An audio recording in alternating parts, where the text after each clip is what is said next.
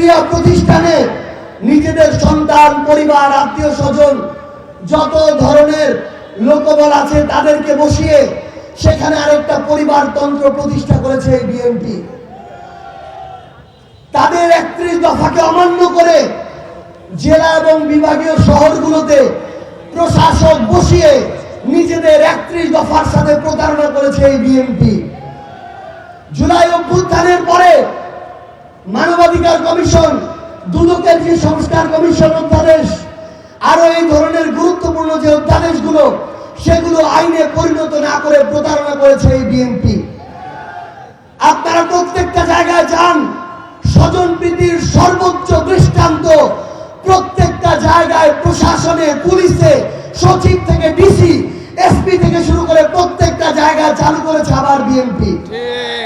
আমরা দেখি দুদকে মামলা চলে, এই ধরনের ব্যক্তিরা ডিসি হয়ে যায়, কিন্তু সারওয়ার হোসেন যখন তাদের লুটপাট করা বন্ধ করে দেয় তখন তাকে ডিসি থেকে স্ট্যান্ড রিলিজ দিয়ে দেওয়া হয়।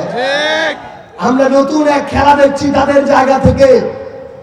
প্রত্যেকটা জায়গায় গতকালকে মির্জা ফখরুল ইসলাম আলমগীর বলেছেন যে বিএনপি তার আগে যে আওয়ামী লীগ ছিল, আওয়ামী লীগ যত না কাজ করেছে তার চেয়ে বেশি চুরি করেছে।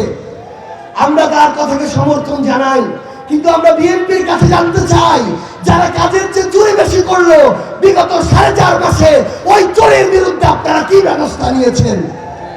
আমরা তাদের কাছে জানতে চাই খাল খননের নামে বাংলাদেশের প্রত্যেকটা জায়গায় নতুন যে আরেকটা আপনাদের নেতা কর্মীরা লুটপাটের, চাঁদাবাজির রাজত্ব শুরু করেছে, সেটার বিরুদ্ধে আপনারা কি ব্যবস্থা নিচ্ছেন? নিউজের রিপোর্টে যান, কয়েকদিন আগে যমুনা টিভির রিপোর্ট দেখলাম, আমার নিজের জেলায় যত টাকা বাজেট তার অর্ধেক টাকা লুটপাট হয়ে গিয়েছে। কালভার্ট হওয়ার কথা, কালভার্ট নাই। খাল খনন করার কথা, খাল খনন হয় নাই, কিন্তু সকল টাকা লুটপাট করা শেষ হয়ে গিয়েছে। আমরা বিএনপিকে বলতে চাই, আপনারা যে নতুন পলিসি শুরু করেছেন, এই পলিসির পূর্বের সাথে আমরা তেমন কোনো পার্থক্য দেখি না। পার্থক্য শুধু একটা জায়গায় দেখি, আগে প্রধানমন্ত্রী ছিলেন আমাদের একজন নারী, আরেকজন বর্তমানে প্রধানমন্ত্রী পেয়েছি আমরা পুরুষ, কিন্তু আমরা সেই পুরাতন সিস্টেমের একই চর্চা দেখি। পার্থক্য আরেকটা জায়গায় দেখি, বর্তমান প্রধানমন্ত্রী জনাব তারেক রহমান, তিনি আমাদের সামনে বিনয়ী ভাবে আসেন, তিনি সাধারণ পোশাক পরেন, তিনি ট্রাফিকের সিগন্যালে দাঁড়িয়ে যান, তিনি ছোট গাড়ি বহর নিয়ে যান। এই প্রত্যেকটা জিনিস ভালো, কিন্তু এই ভালো দিয়ে আমি কি করব যখন আমি দেখি সরকারি সকল সুযোগ সুবিধা শুধুমাত্র বিএনপি নেতা কর্মীদেরকে দেওয়া হয়। আমার এখানে মা বোন ভাইরা অনেকে আছেন, সারা দেশে হাজার হাজার লক্ষ লক্ষ মানুষ আছেন যারা গরিব, যারা দুস্থ, তারা কার্ডটা পায় না শুধুমাত্র এই কারণে যে তারা ভোটটা দেওয়ার সময় ধানের শীষে ভোটটা দেয় নাই।